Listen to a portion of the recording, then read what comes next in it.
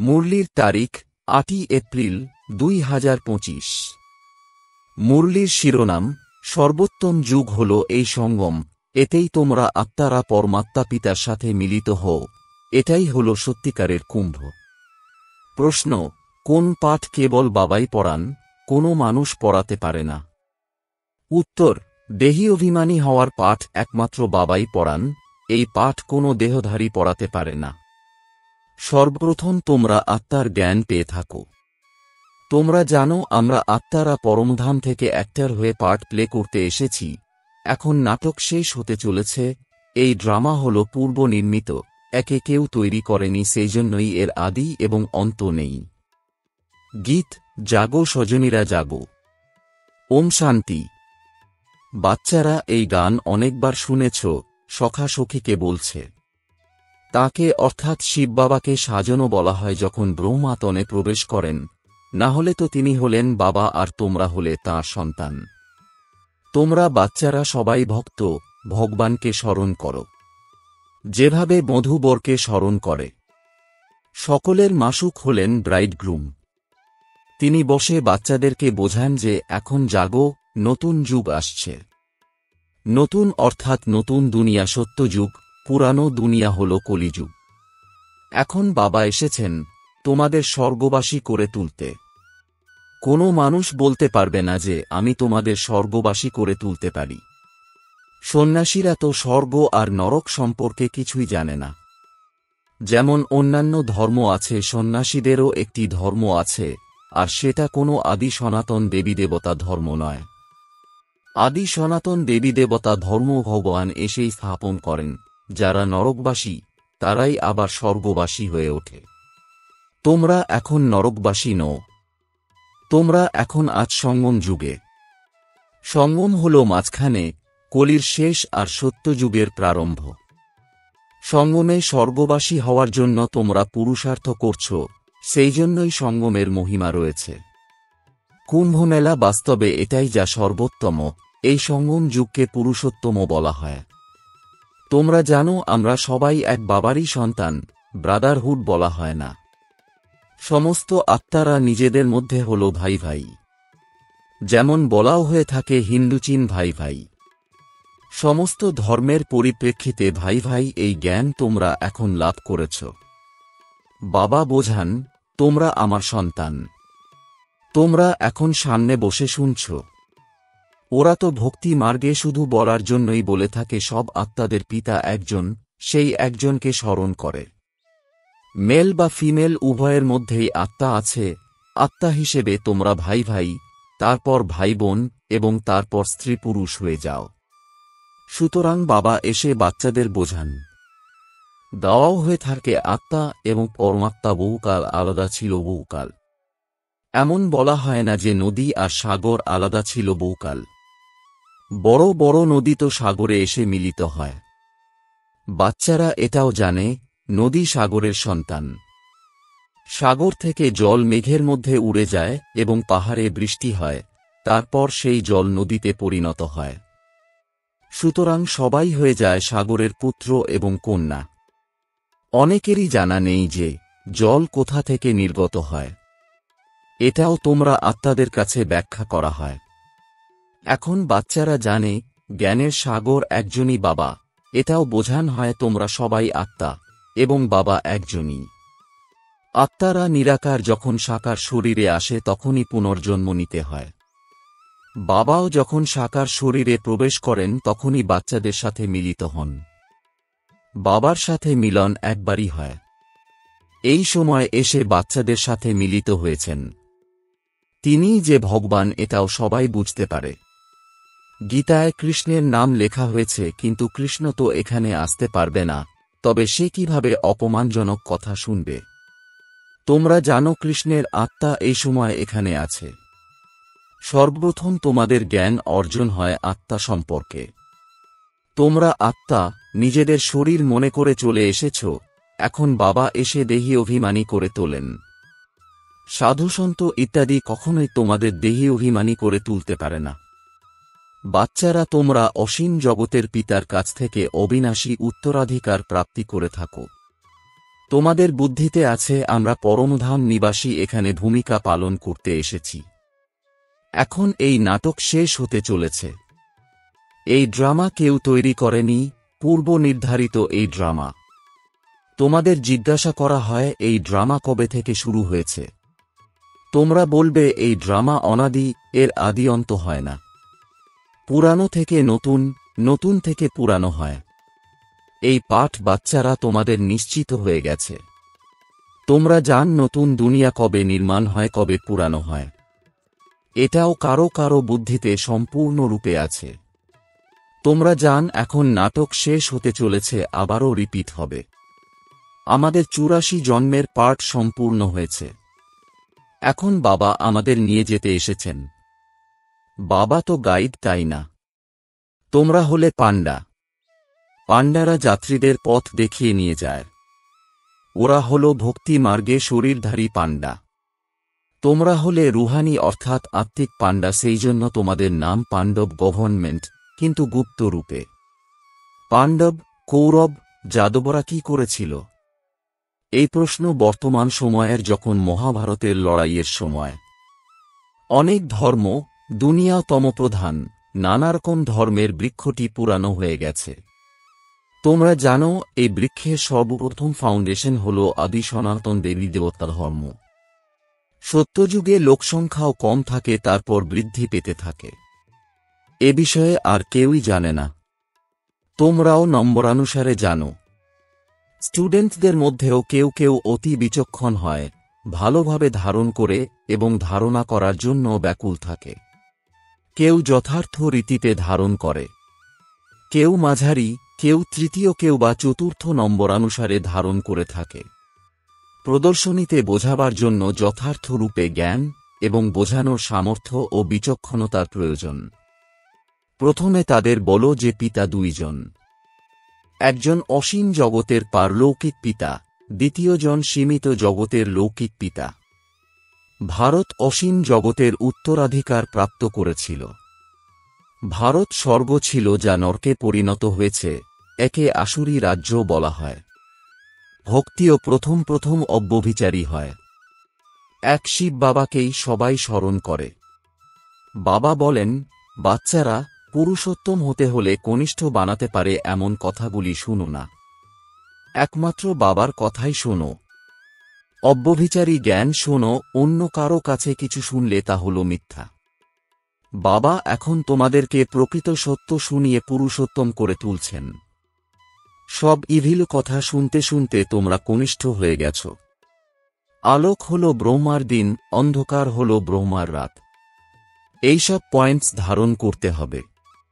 নম্বরানুসারে প্রতিটি বিষয়েই দক্ষ হতে হবে। ডাক্তার অপারেশন করে কারো কারো ক্ষেত্রে 10-20 হাজার টাকা নিয়ে থাকে, কারো আবার খাওয়ার জন্যও কিছু থাকে না। ব্যারিস্টারও এমন হয়। তোমরাও যত পড়বে আর পড়াবে ততই উচ্চ পদ লাভ করবে। পার্থক্য আছে, তাই না?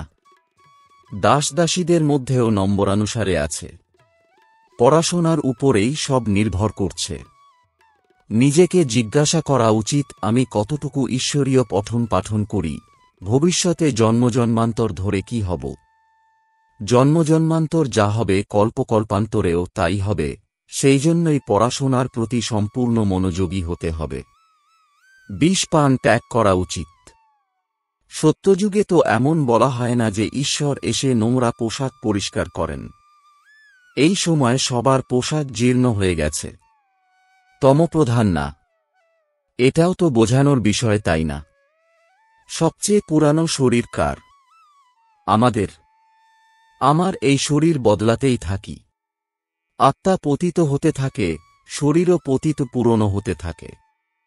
শরীর বদলাতে হয়, আত্মা তো বদলাবে না। শরীরে বার্ধক্য আসে, মৃত্যু হয়, এইভাবেই ড্রামা তৈরি হয়েছে। সকলের পার্ট রয়েছে। আত্মা হল অবিনাশী। আত্মা স্বয়ং বলে, আমি শরীর ত্যাগ করছি। দেহী অভিমানী হতে হবে। মানুষ সবাই দেহ অভিমানী। অর্ধকল্প দেহ অভিমানী, অর্ধকল্প দেহী অভিমানী। দেহী অভিমানী হওয়ার জন্যই সত্যযুগের দেবতাদের মোহজিৎ টাইটেল প্রাপ্ত হয়েছে, কেননা ওখানে সবাই জানে আমরা আত্মা, এই শরীর ছেড়ে অন্য শরীর ধারণ করতে হবে। মোহজিৎ রাজার কথাও আছে না? বাবা বোঝান দেবী দেবতারা মোহজিত হয়। খুশির সাথে এক শরীর ছেড়ে অন্য শরীর ধারণ করতে হবে। বাচ্চাদের সম্পূর্ণ নলেজ বাবা দ্বারা প্রাপ্ত হচ্ছে। তোমরাই চক্র সম্পূর্ণ করে এখন আবার মিলিত হয়েছ। যারা অন্যান্য ধর্মে ধর্মান্তরিত হয়ে গেছে তারাও এসে মিলিত হবে। অল্প স্বপ্ন উত্তরাধিকার প্রাপ্ত করবে। ধর্মই পরিবর্তন হয়ে গেল না। জানা তো নেই কত সময় ওই ধর্মে ছিল। 2-3 জন্ম নিয়ে থাকতে পারে। কাউকে হিন্দু থেকে মুসলমান বানিয়ে দিয়েছে, সুতরাং ওই ধর্মে আগে আসবে পরে এখানে আসবে। এইসবই হল বিস্তারিত বিষয়। বাবা বলেন এত বিষয় স্মরণ নাও করতে পার, আচ্ছা নিজেকে বাবার সন্তান তো মনে করো। ভালো ভালো বাচ্চারাও ভুলে যায়, বাবাকে স্মরণ করে না। মায়া ভুলিয়ে দেয়। তোমরাও প্রথমে মায়ার শিষ্য ছিলে, তাই না? এখন ঈশ্বরের হয়েছ। এটাই ড্রামার পার্ট। নিজেকে আত্মা মনে করে বাবাকে স্মরণ করতে হবে। যখন তোমরা আত্মারা সর্বপ্রথম শরীরে এসেছিলে তখন পবিত্র ছিলে, তারপর পুনর্জন্ম নিতে নিতে পতিত হয়ে গেছ। এখন বাবা বলছেন নষ্ট মোহ হও। এই শরীরের প্রতিও মোহ রেখো না। এখন বাচ্চারা, তোমাদের এই পুরানো দুনিয়ার থেকে অসীম জাগতিক বৈরাগ্য আসে। কেননা এই দুনিয়াতে সবাই একে অপরকে দুঃখ দিয়ে থাকে। সেই জন্য এই পুরানো দুনিয়াকে ভুলে যাও। আমরা অশরীরী হয়ে এসেছিলাম, এখন আবার অশরীরী হয়ে ফিরে যেতে হবে। এখন এই দুনিয়া শেষ হবে। তমপ্রধান থেকে শতপ্রধান হওয়ার জন্য বাবা বলেন মামেকম স্মরণ করো। কৃষ্ণ তো বলতে পারবে না যে মামেকম স্মরণ করো। কৃষ্ণ তো সত্যযুগে। বাবাই বলেন আমাকে তোমরা পতিত পাবন বলে থাকো যদি, তবে আমাকে স্মরণ করো, আমি তোমাদের পবিত্র হওয়ার যুক্তি বলে দিই।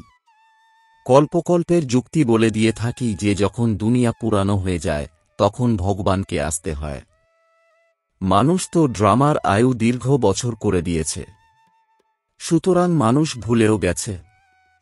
এখন তোমরা জান এটা সঙ্গম যুগ, এ হল পুরুষোত্তম হওয়ার যুগ। মানুষ তো ঘোর অন্ধকারে নিমজ্জিত। এই সময় সব তমপ্রধান। তোমরা এখন তমপ্রধান থেকে শতপ্রধান হচ্ছ। তোমরাই সবচেয়ে বেশি ভক্তি করেছ। এখন ভক্তি মার্গ শেষ হতে চলেছে। ভক্তি হয় মৃত্যুলোকে, তারপর আসবে অমরলোক। তোমরা এই সময় জ্ঞান অর্জন করছ, এরপর ভক্তির চিহ্নমাত্র থাকবে না। হে ভগবান, হে রাম, এইসব ভক্তি মার্গের শব্দ। এতে আওয়াজ করার প্রয়োজন নেই। বাবা হলেন জ্ঞানের সাগর, আওয়াজ করেন না। তাকে বলা হয় সুখশান্তির সাগর। শোনানোর জন্য শরীর তো প্রয়োজন, তাই না? ভগবানের ভাষা কি কেউ জানে না?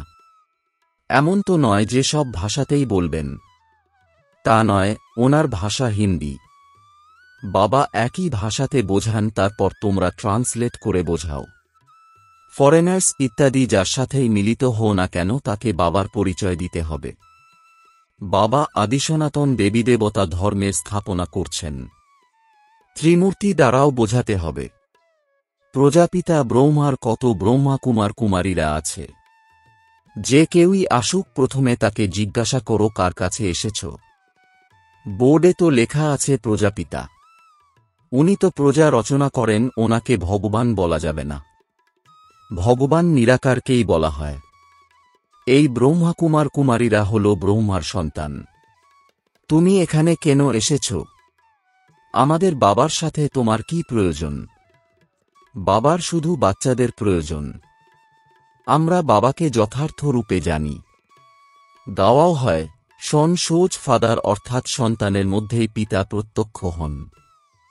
আমরা হলাম এনার সন্তান।